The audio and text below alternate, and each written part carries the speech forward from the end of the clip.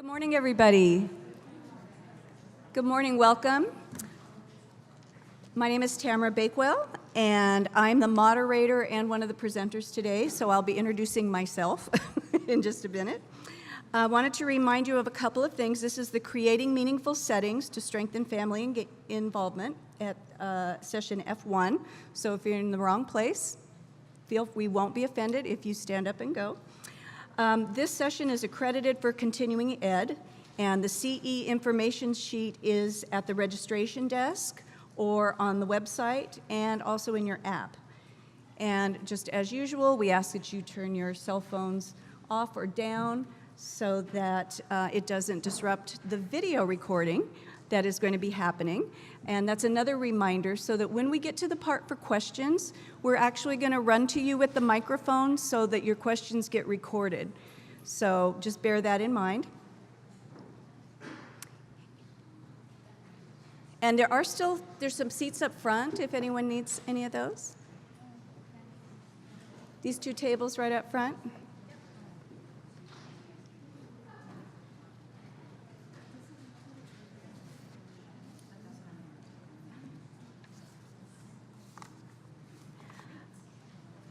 Okay, so I am going to start by, again, I'm Tamara Bakewell with the Oregon Title V SHIN program.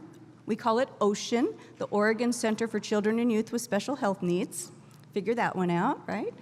And I'm going to start by letting my co-panelists introduce themselves.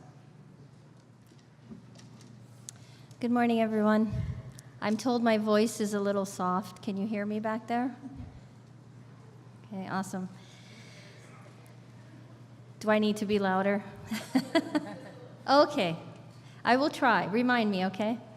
My name is Ana Valdez, and I am part of this wonderful COIN group as a family representative. My full-time job is an accounting manager at an engineering firm in Oregon, and I've lived in Oregon for 6 years. Prior to that, maybe I got too loud. Prior to that, it doesn't like my P's. Before that, I lived in Hawaii for 35, I gave away my age. Anyway, sorry. I have been married to a wonderful man for 17 years, and he is truly my better half. And together we have 2 teenagers, a 13-year-old son and a 16-year-old daughter. And she has complex medical needs. And anyway, they were all very supportive, and I'm happy to be here today. Thank you. Hi, my name is Brandy Trejo, and I work full-time for the Head Start to Success program in Oregon as a bilingual family visitor. So I've done home visits for the past 17 years. And I have been married to my very supportive husband as well for almost 24 years, and we have 4 children, the oldest of whom is 22 years old, and he has medical complexities as well. And I am also on this COIN team for Oregon. Thank you. And my name is Allison Martin, and I'm the Assessment and Evaluation Coordinator for the Oregon Center for Children and Youth with Special Health Needs, and I'm the PI for Oregon's Children with Medical Complexity COIN project. Great. Thank you. And again, I'm Tamara Bakewell. I'm also a parent. My daughter is 31, and so I got introduced to this field more than 25 years ago and have been learning from families and working alongside them in 2 states for about 25 years. So this is like the pinnacle of my career right now to get to be here with all of you and talk about this field that we really value.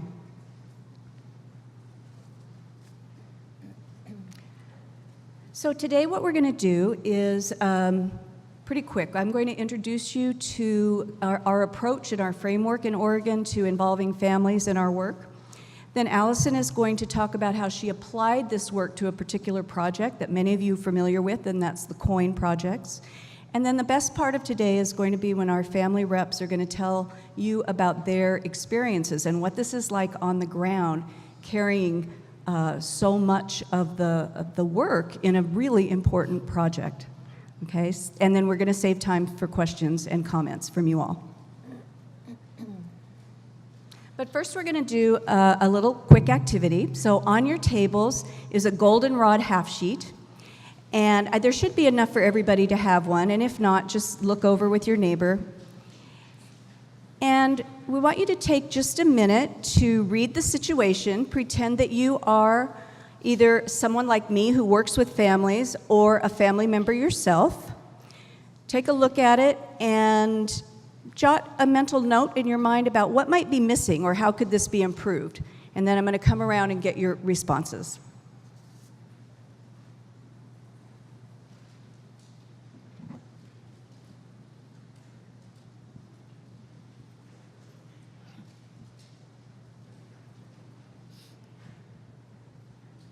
I see some head nodding out there.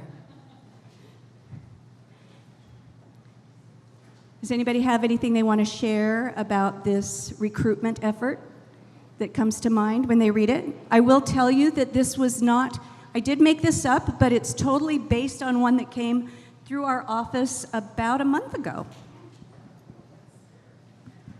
So I'm a parent rep here and sit on some boards as a volunteer, so I don't do this as my paid position, but this looks just like stuff that some of our boards and some of our organizations hand out. It is just not written for families. The language is written by paid state employees and organizations that do this for a living. It just does not speak to parents. I have a psych degree from Appalachian State University, so I'm educated so I can glean from it. But if you get somebody with an 8th or 12th grade education, this is going to be null and void to them. Yes, thank you. I always tell my colleagues, I'm the family liaison for North Carolina, I say that's too public healthy, fix it. Well, that's a direct approach. Anybody else have anything that they want to say about it? My friend Sherry. Okay, so the travel and per diem and expenses are reimbursed, but what about the parents' time for being on it? If I'm being paid to sit here, they should be paid to sit here also. Thank you.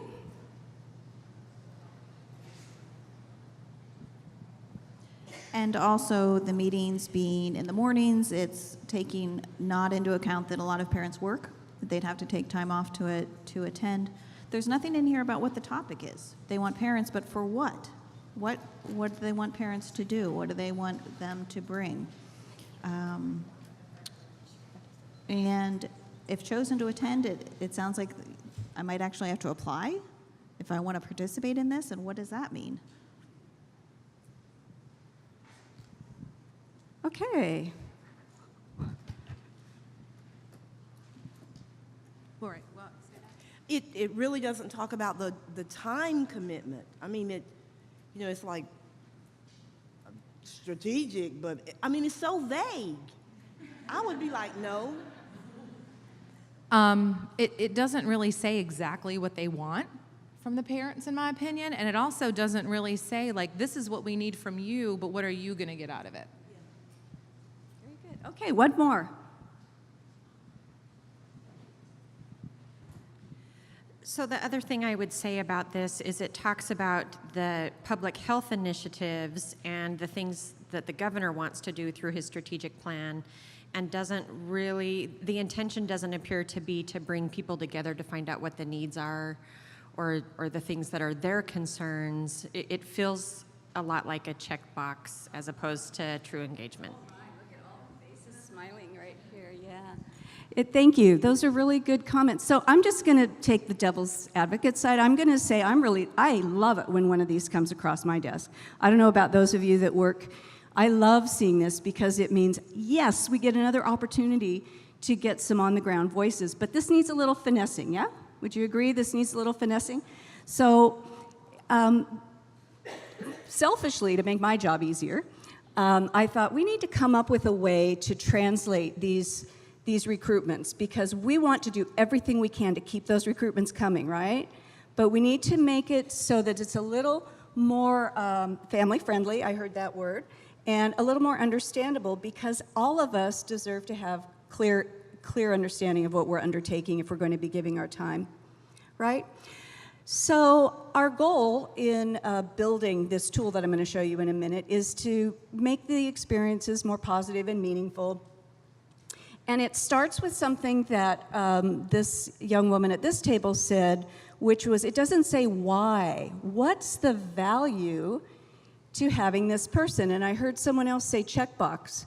We're long past checkboxes. You know, we know that, you know, we get families there. We want to go that next level. And that's what this tool was intended to do, is maybe push us to do a little more thinking. So on the table, you probably have picked up the little sample fillable tool.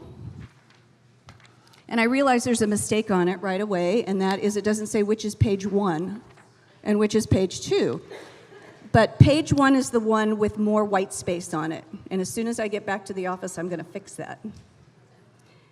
So I don't have time to go through all of the details about what this is on this form. You can take it. You're more than welcome to adapt it for your own states, for your own programs. Right, boss? Yes, I just realized I made that offer with my boss in the room, but I'm pretty sure this is all HRSA funded, so this is yours to adapt. I want to highlight just a couple of things that we have found are particularly important on it.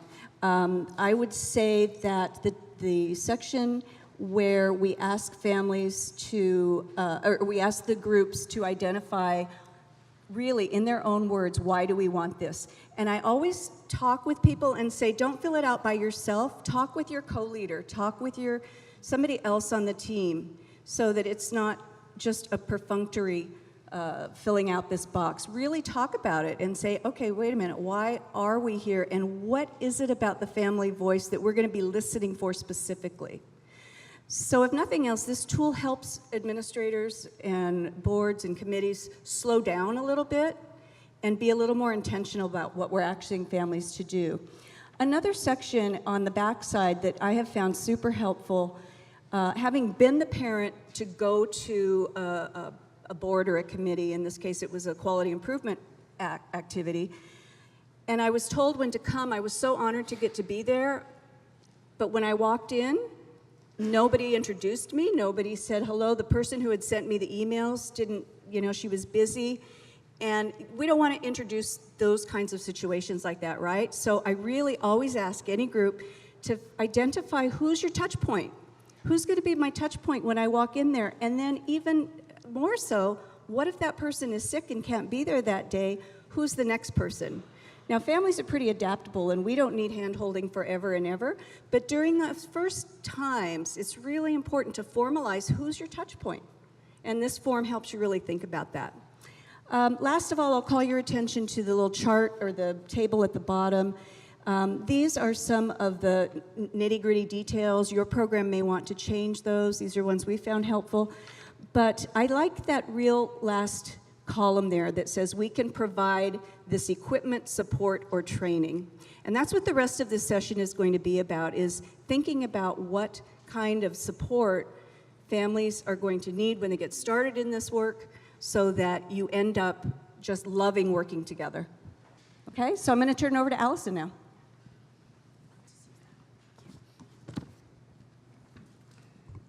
Thank you, Tammy.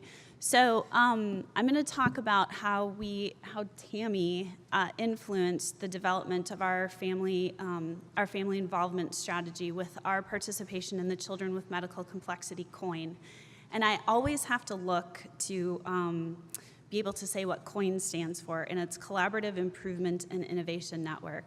And we're only going to give you just enough detail about the COIN so that you have context for understanding, because there's another session at 4:30 today, and I'm going to have Bethlyn Houlihan raise her hand right here, where Boston University, and is Sherry, yay. Look at, all COIN people raise their hands.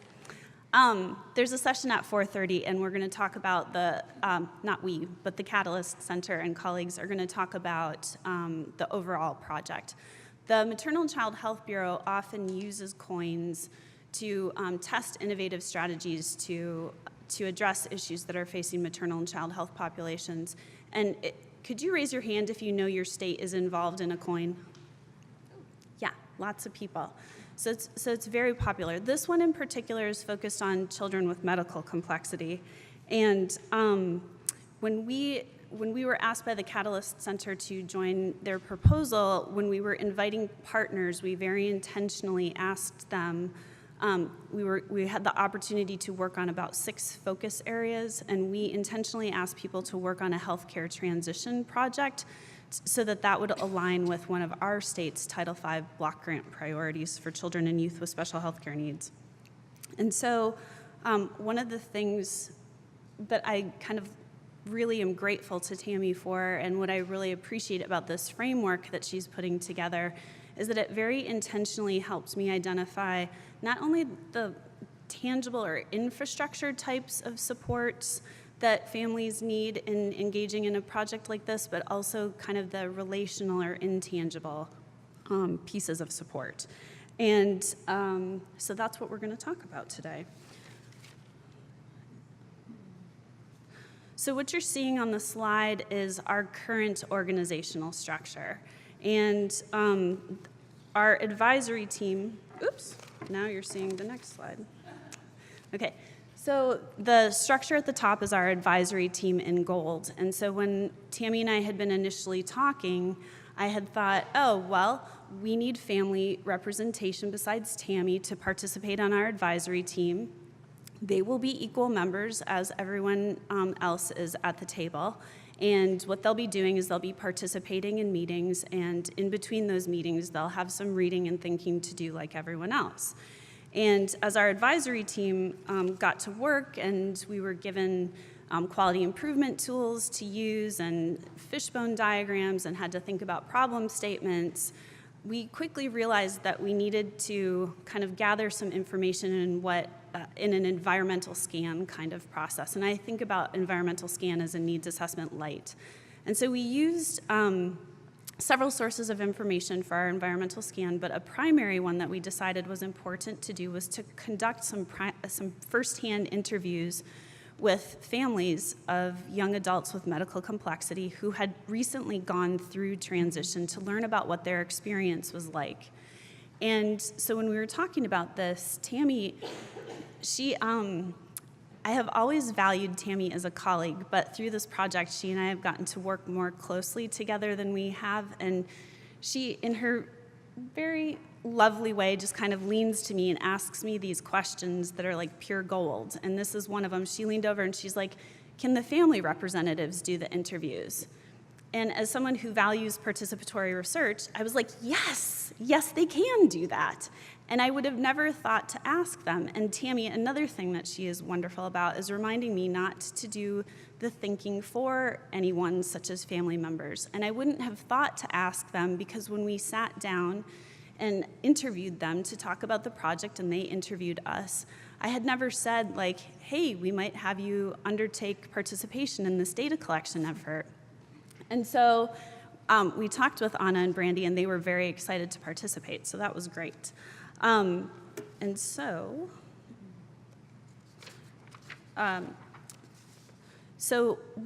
actually, I'm sorry.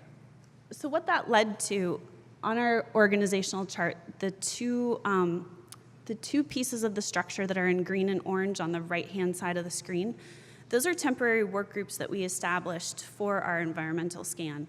One of them is focused on obtaining family input, and the other one is focused on identifying existing resources that might help us in project development. And so the 5 of us, so it's Tammy, Anna, Brandy, myself, and then another research associate at Ocean, we became the family involvement work group, and we were all equal partners in the project, and all of us participated in a range of activities, including Anna and Brandy, and they're going to describe their participation, so I'm not going to steal their thunder and what they did. But what I wanted to show you is, as they will talk about, we used Box, which is I'm actually stealing one of Anna's talking points. We used Box to to share information about the interviews that were completed. And so you're looking at our kind of table of contents for 2 of them. And it's going to be hard for you to see, but on this second one, the one in the middle, all of the documents in there mostly are authored by Anna and Brandy because they were doing the write-ups for the interviews. So with that, I'm going to turn it over to Anna and Brandy, and they're going to talk about the work that they did.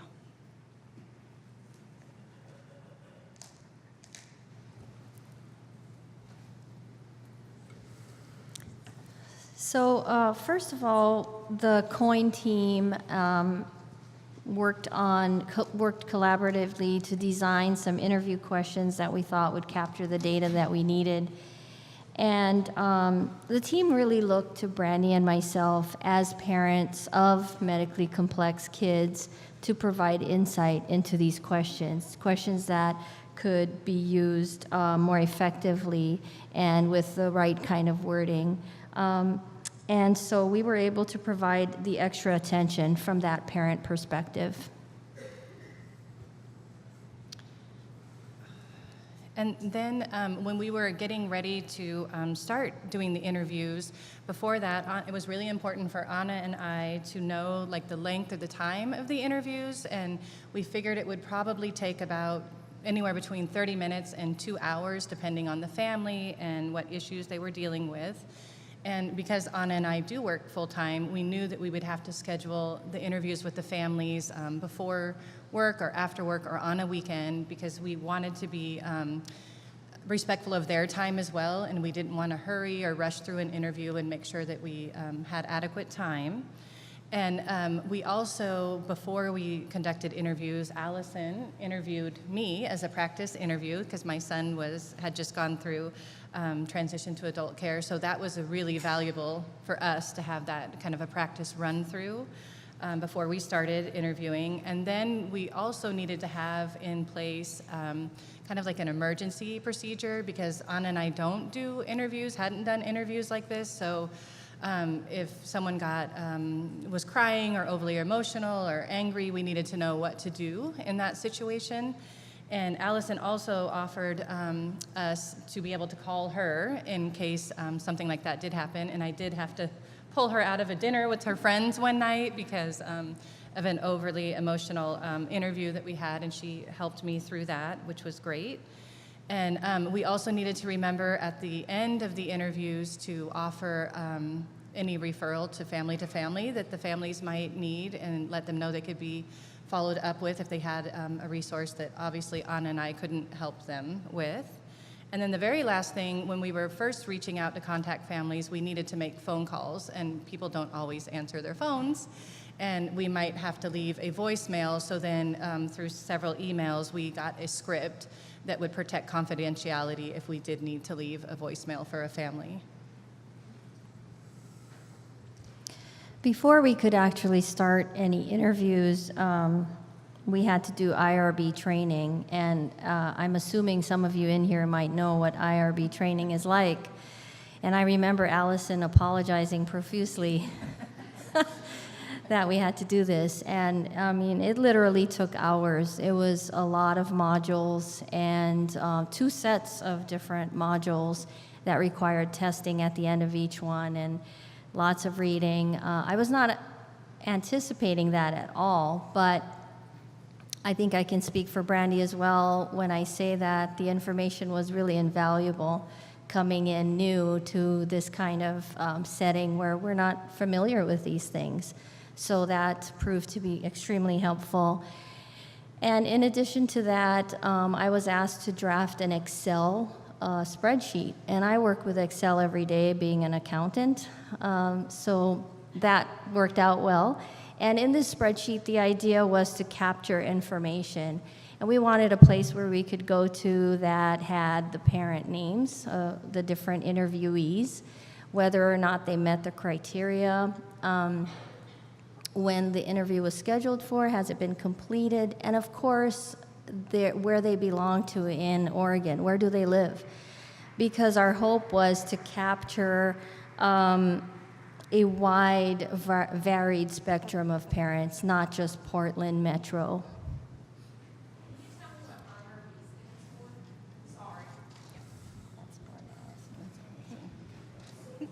Institutional Review Board. Yep. And so then when Anna and I started conducting the interviews and using the interview guide, we quickly realized that it didn't flow very well, and it didn't allow us enough time to kind of build rapport with the family before like the heavy information was coming out, and it wasn't very chronological. So when we went to do the write-ups, it took a long time. It was pretty confusing. So Anna was kind enough to renumber the interview questions, and then it went back to the ladies to make sure that it was all right. And then the second interview, I guess it was the second interview guide, we started using that one, and it was much better. It flowed much easier, and it made our write-ups less time-consuming as well. And I have to apologize to Brandy. I skipped one of my bullets, which was the recruitment plans. I just want to remind you, we have not done conference speaking before, so I apologize for the nerves. Anyway, so the recruitment, we were able to provide a unique perspective again there because, well, frankly, we go to a lot of doctor appointments, and so we know a lot of clinicians and a lot of clinics, and I remember handing out the recruitment to different facilities that we've visited. And then in addition to that, Brandy and I, because our children, well, hers is an adult now, but both have medical complexity, we belong to some Facebook groups, support groups, et cetera, and we were able to put the recruitment there to try and get more parents to participate in our interview. And eventually it was time to conduct interviews. And it started with the pre-screen call. And this call basically was to gather information. It was a short questionnaire. And it was used to determine, do these parents and their children actually fit the criteria for us to do the interview? And I have to say it was really difficult to turn down some people. Brandy, she got all kinds of candidates right away that were good to go. And I had, I think, 3 or 4 families that were questionable as to qualification. And so I had to reach out to the Ocean medical consultant and Allison and get clarification, lots of emails back and forth, and eventually determine, yes, they qualify or no.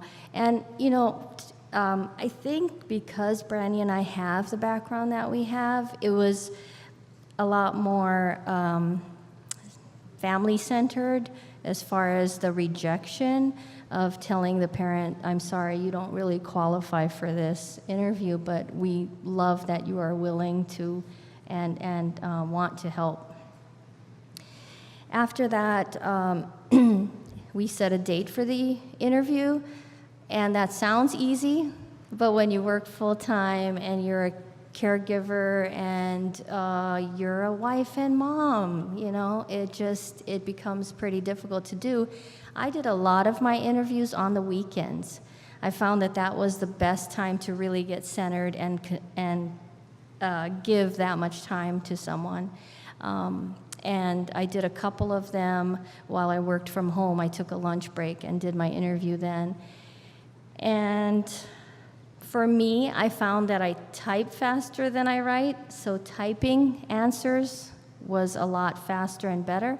Brandy preferred writing them down.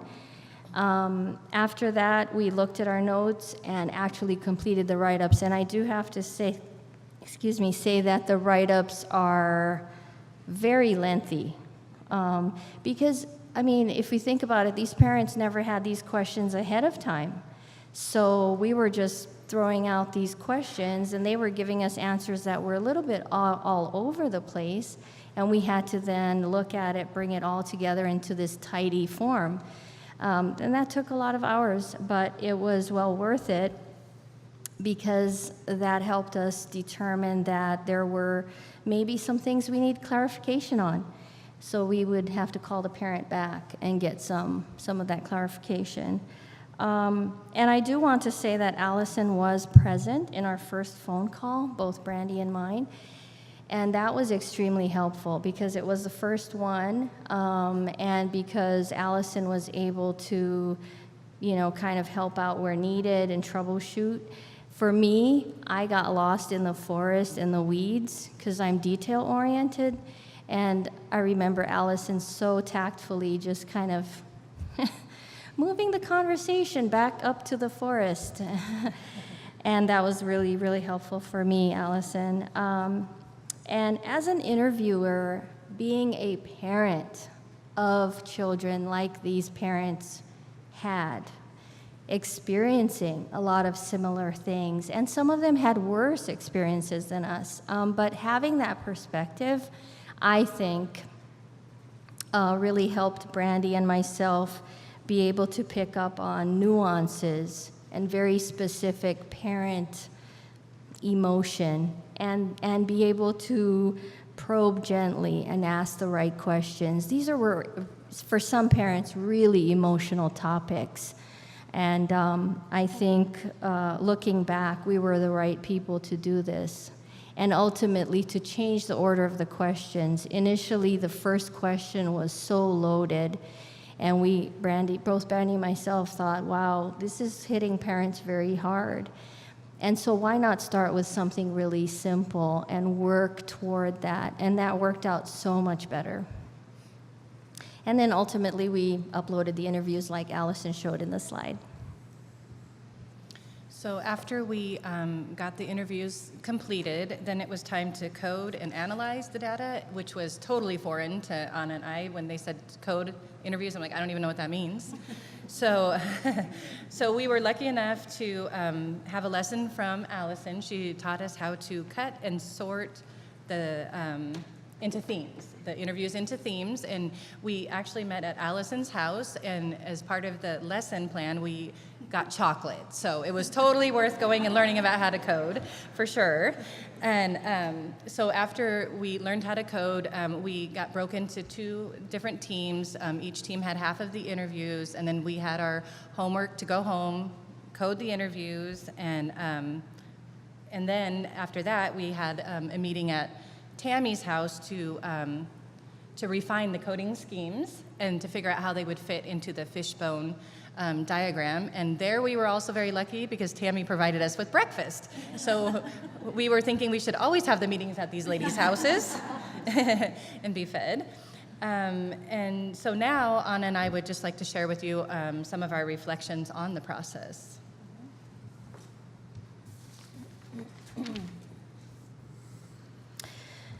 One of the things that I think both Brandy and myself found extremely helpful was the use of email. Thank goodness for modern technology.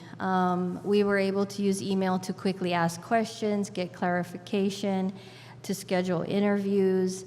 And I do have to say that sometimes the emails are extensive. I mean, sometimes I come to my computer and I don't connect to my Wi-Fi all the time. So I get to my computer and I see 6 emails. Oh no. But that just meant I needed to prioritize and give a quick glance and figure out, do I tackle this right now before work or do I get to it later?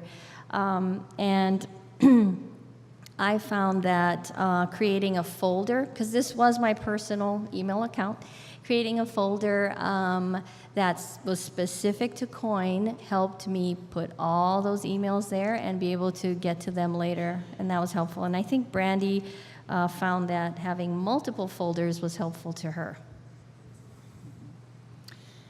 And then Anna and I also quickly learned that when we went to these meetings that lots and lots and lots of acronyms are used that we have no idea what they meant. And so Allison was wonderful, and she created us this really nice cheat sheet of acronyms, but I will say I have not memorized hardly any of them.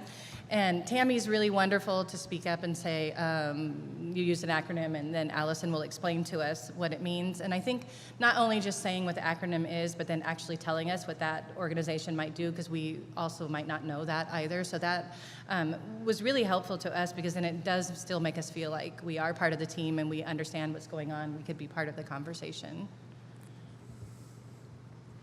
Allison and I were, Brandy and I Brandy and I, being new to this, we really had no idea just how much involvement we would have. I remember showing up for my first meeting with my agenda, a pen, and a couple of documents that Allison and Tammy had previously provided, and I quickly realized, oh my, I'm going to be taking lots of notes. Allison was kind enough and wonderful enough to provide us with notepads and great pens. That we kind of fight over, actually. But she says she has plenty more, so we're good. And I have found that those notepads are extremely beneficial. They're my go-to. I grab one, take all my meeting notes in one of them, and in the other one I track my mileage, the meeting, when did it start and stop, so I can report those things. And yeah, hopefully we get more supplies. And then one of the other things, like Anna was just mentioning, tracking time seems like it would be a really easy thing to do, and it's not. We quickly realized that was not, because you think that, oh, I'm going to remember that I did this interview and I'll write it down later, and didn't happen that way. So we needed to figure out a way. Anna created her own system. I had to create a system on my Google Drive of tracking time and mileage, and also knowing that we needed to have copies of agendas after meetings to submit with our time and that. So those were some of the things that we had to learn along the way, but we've got it down now. So we held most of our meetings at the CDRC building, and the CDRC building is located at the OHSU campus. And if you've been there, it's a very big campus, and it can be very confusing. And for me, this was the most difficult part, if you can imagine, of the whole thing, is where the heck do I go? Where am I going to park? I felt pretty overwhelmed by that. In hindsight, now that I realize that strongly, I should have asked for more assistance and more hand-holding on that part. I tend to get a little directionally confused. And the nice thing, though, is we were allowed to park in patient parking, and that proved to be very useful because we can arrive, go in, and then leave and go straight to work, because we do have our other jobs to go to. And what did I want to say about that? I'm sorry, I lost my train of thought there. I guess that's it. Yeah. Sorry about that. No, that's fine. And then, as I mentioned before, we did have a couple of meetings at Allison and at Tammy's house, which Anna and I really liked the idea that they invited us into their homes. And I think that they already had made us feel very part of the team, like equal team members in this, being on the team. But just the fact that they trusted us enough to let us come into their home. And I know that when I saw the email saying, like, do you want to meet at CDRC or at Allison's house? And I'm like, was that a typo? Did she really mean does she want us to know where she lives? And so, I mean, I think that really just solidified the fact that we were equal members on the team. So that was very nice for us. And being that we were new to this, it was easy to feel overwhelmed, especially at that first meeting, and feeling a little shy and apprehensive. But quickly, the team alleviated those feelings and really made us feel like we were part of the team. We weren't sure how our presence would be taken, but I believe that because we were treated as equals and like we belonged, and that our opinions really mattered. I remember Allison looking over to me, and I was sitting quietly, and she said, "What do you think, Anna?" And I thought, oh, wow, she really wants to know what I think. And I think those things were really valuable for us to quickly help us feel like, yes, we want to be in this team. And then one of the other things is that the flexibility of the meetings was really helpful, because for a time we were having quite a few meetings, and because we do work full-time, so it was nice that some of the meetings we could do by phone, some of them we did go to the OHSU campus, a couple of them were at their homes.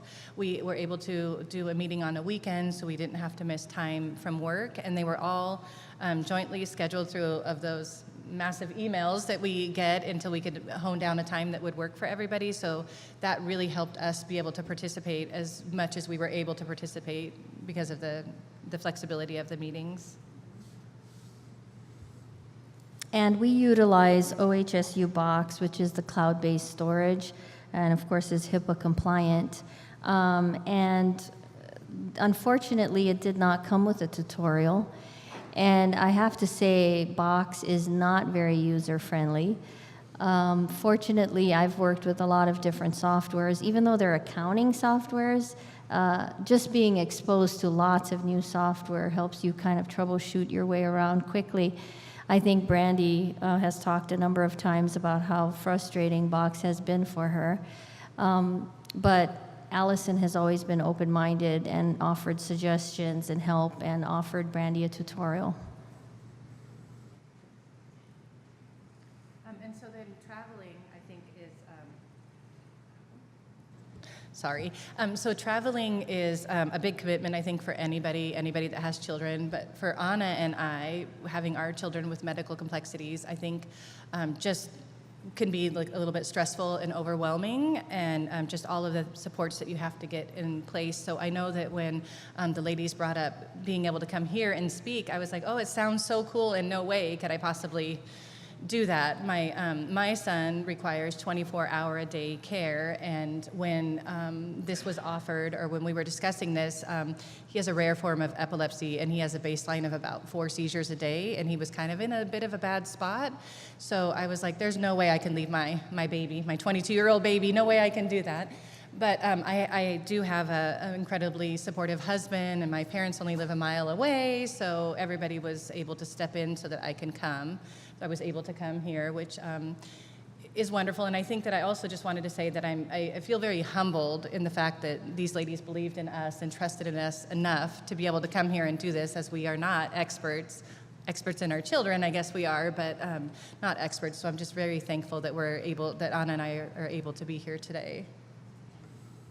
I have to agree with that. I initially said, no, I can't go, because, I mean, honestly, I've never really left home. But just like Brandy, my husband's super supportive. I do not have family in Oregon, so that is unique, and the burden falls completely on my husband. But he really compliments me, and he has become an awesome caregiver. So we work well as a team. And when I mentioned it at the dinner table, my daughter, the one with, she has a rare form of muscular dystrophy, so she also requires 24/7 care. She specifically said, Mom, we're going to be fine without you. You go ahead. It probably helps that she's 16 and doesn't want me around as much. And I remember telling my 13-year-old son, you're going to need to step up. If she gets sick, you're going to have to help Dad. And he said, Mom, we got this. Go. So, yay. And then finally, if I can just say that the support that we got from Tammy, Allison, and the rest of the team was really invaluable. We felt, really encouraged, and I remember a couple of times being unsure about things. One of the things I love about Allison, there are many, is she doesn't just say, oh, don't worry, you're going to be fine. That's just minimizing my concerns, right? Instead, she specifically will ask, what is it that you're concerned about? And then she specifically attempts to address that concern. And that really helps, because then it takes care of the problem. And we got a lot of that kind of support with open-ended questions and help. We felt validated and heard, and we feel comfortable asking questions and getting support, and we've become great friends. And I can honestly say that this is the most respectful, collaborative team I have ever worked with in a professional setting. And to me, that's saying a lot. So I really appreciate being here as well. Thank you so much for giving us a moment of your time.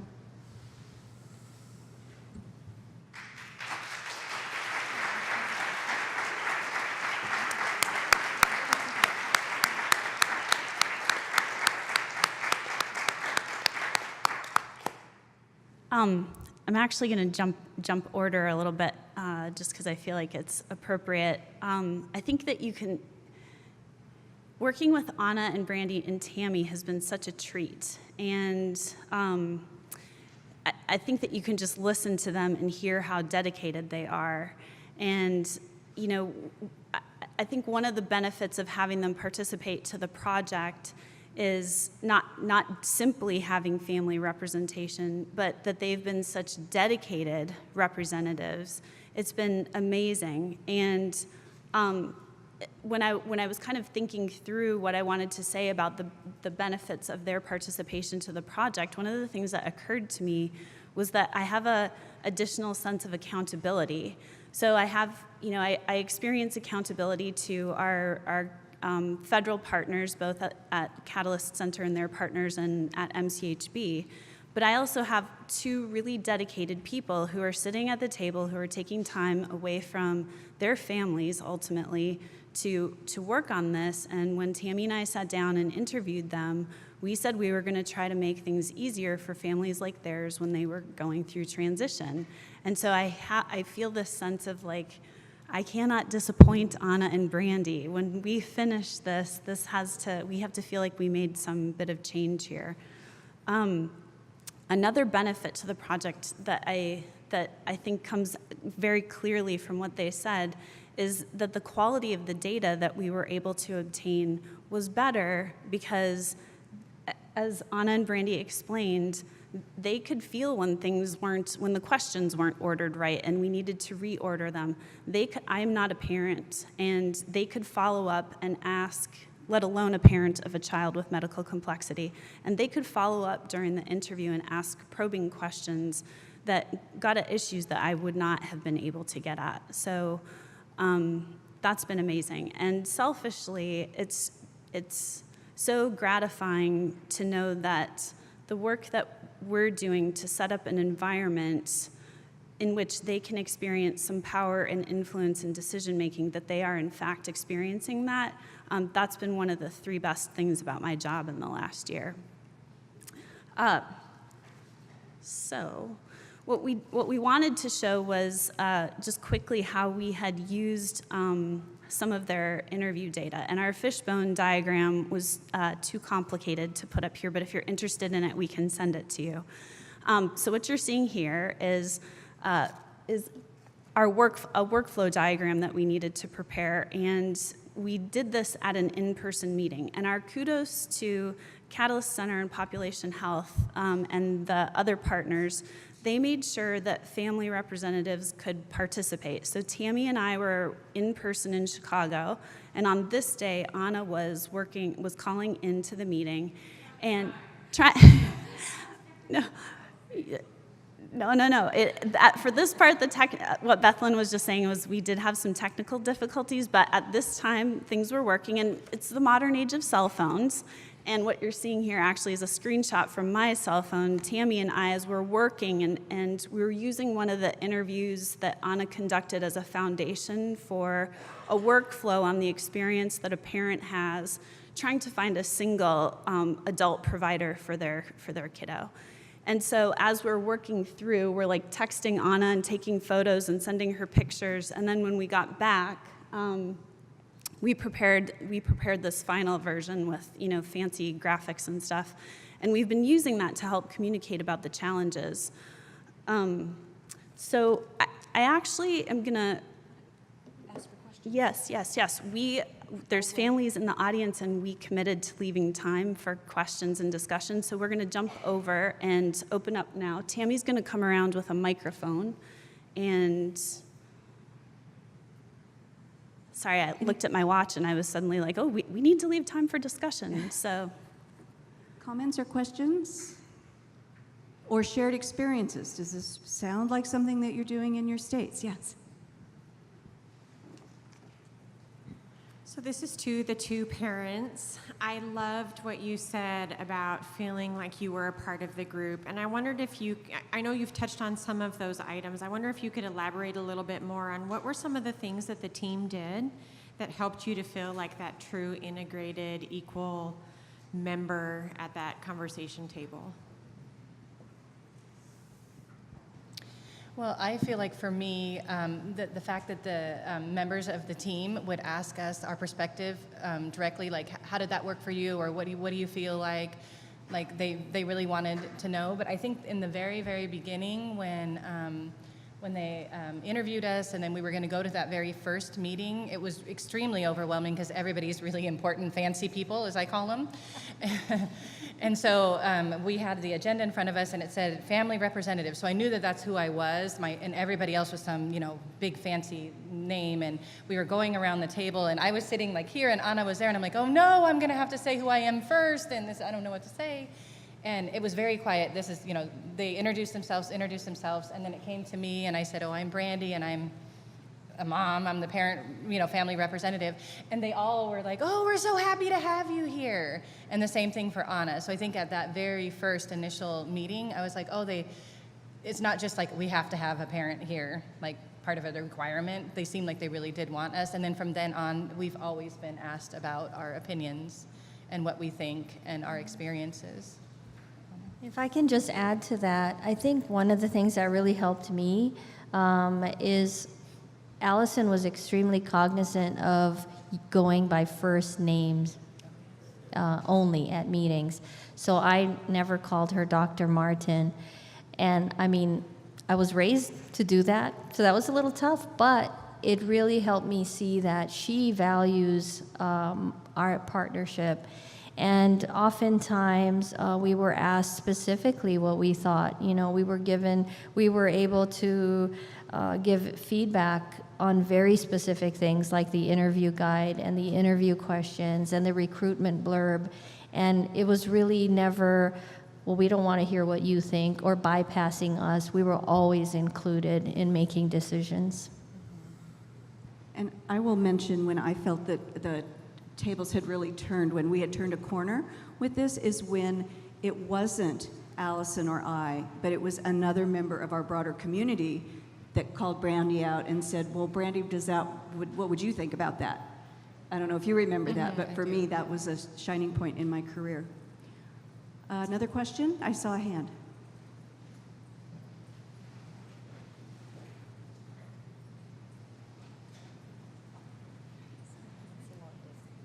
This is great. Thanks for sharing that. I just want to make a plug for National Family Voices. One of the things that we are developing with the grant from Lucille Packard is the FESAT, is the Family Engagement Systems Assessment Tool. And I think there's actually a session going on competing with this one right now. But we're developing a tool based on, what is it that really matters when you have family engagement? How can you measure whether or not you're doing it in a meaningful way? And, it's incorporating a lot of the kind of stuff that you're talking about worked well for you. So I encourage y'all to stop by the Family Voices table next door and get some more information about the FESAT. Thank you. Thank you. Another comment or question for our panelists? Yes. Okay. Just wonder if you were paid for your time. Oh, can you hold on just a minute so we can catch it on the... Tammy, she asked if we were paid. I just asked if you were paid for your time. Yes, we do have a timesheet, and we do get paid for our time, and we get paid for our mileage, yeah. Did you encounter any families who had different languages or cultures that you had to deal with, and how did you do that? We did have a Spanish-speaking family that I interviewed because I am bilingual. We were hoping to get more, diverse families, but the recruiting part was a little bit hard. Yes. Yeah, I think we were hoping to get a much bigger pool of parents, but this is a voluntary thing, and if people are not comfortable sharing the topic, then that's understandable. But kudos to the parents that actually did it. And while we're waiting for the next hand to go up, I will just share too. Another one of Tammy's gem questions to me was, hey, so what are we going to do? How are decisions going to get made? And I loved that she asked me that, because it's in terms of that relational thinking, right? how are we going to make sure that Anna and Brandy feel like they can speak and have their voice heard equally?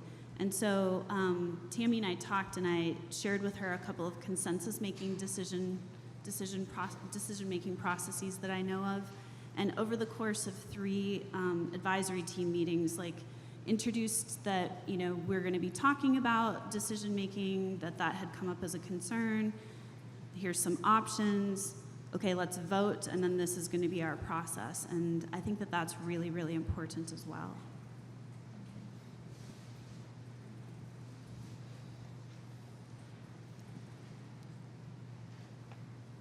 I have one question and one comment. One question is, are you also going to be able to share out the results? I'll put those together and share out results from the interview for the larger good. We will try to do that. So analysis takes time, and Yes, it does. as you might remember, we were talking with you and Carrie about we were getting concerned that the recruitment was challenging and it was taking a little bit too much time, and so we immediately were focusing on plugging in our fishbone diagram. But that is something that I would like to return back to if we have time.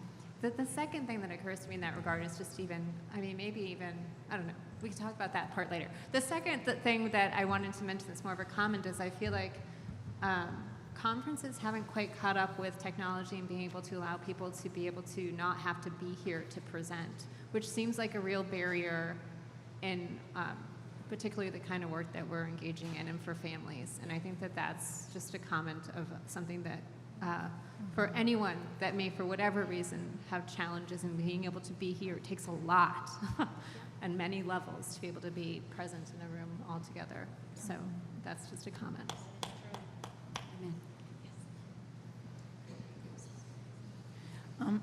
I was just curious how you selected the families. Did the parent partners find the families, or do you have lists from your CSHCM population? So I'll take that one. As the family involvement coordinator, my job is to key into family leadership opportunities all around the state. We not only lead them, but we track them. We look for family leaders. We look for anybody with potential for that.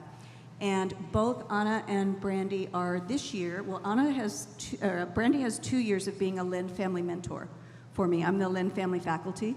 And so she was referred to me through, people with bright eyes that found a really good person. So I known them both through Lynn, but then I also knew Anna through Family to Family.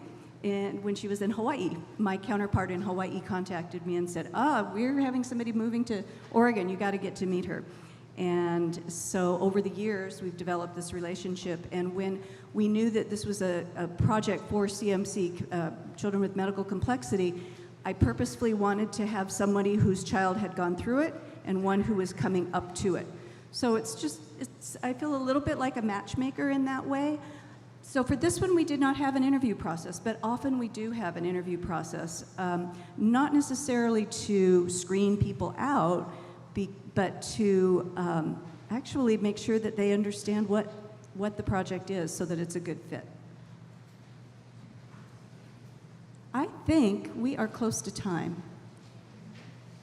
Yes, we are. So thank you so much.